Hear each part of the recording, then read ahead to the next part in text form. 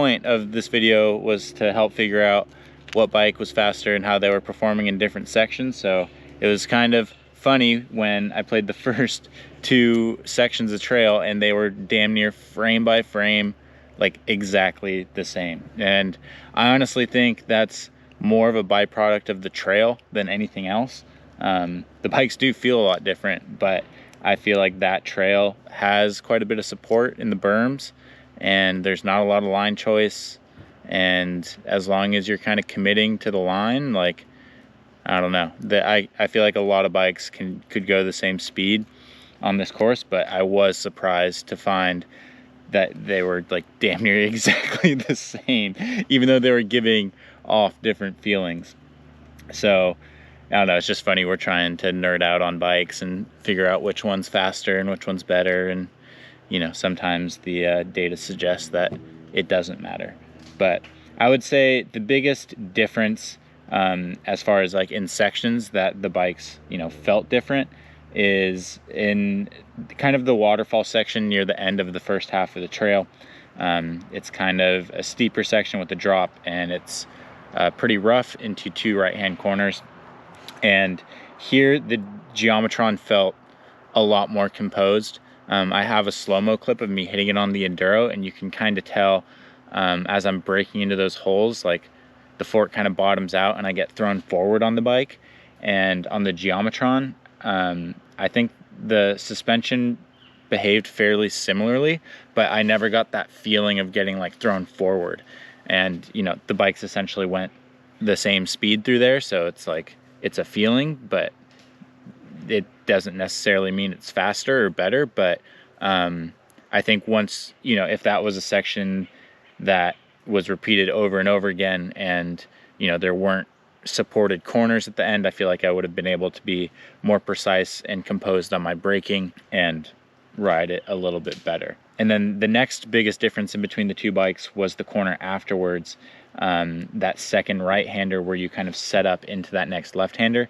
And that's somewhere where you kind of have to turn in one place and then get the bike up into another high line.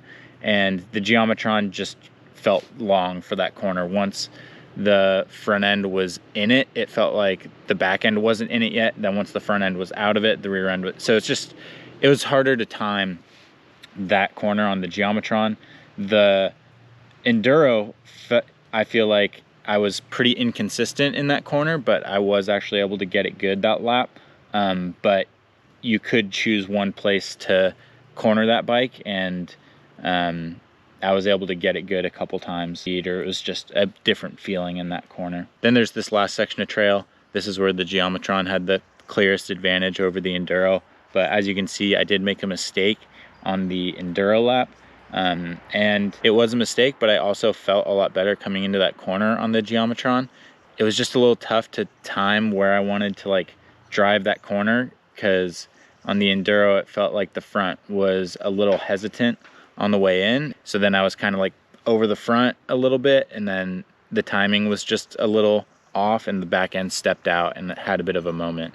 Whereas the Geometron, the front end just felt more planted coming in, and I don't know, I was just able to ride through it without much drama. So again, I think if you go back to my review of the Enduro, I felt like I could have hit that corner just as good as I did on the Geometron, but it just happens a little less consistently. And then I was curious, I kind of like started the lap again, tied up after that mistake, and the Geometron was a hair faster through the rest of the section. But I don't know, man, it's interesting. I think, you know, these trails are good trails, and good trails don't exactly expose the weaknesses of bikes very well. So ideally I have a track that is a lot more difficult to ride, has some gnarlier sections, or just some more awkward bits that really kind of put the balance and the performance of the bike to test a little more. No definitive answer here, just kind of an interesting experiment. And yeah, hopefully the feedback I gave some context to kind of what you saw in those 2 laps put against each other. But let me know if you guys like the content. Subscribe if you'd like, and I'll see you guys in the next video. See ya.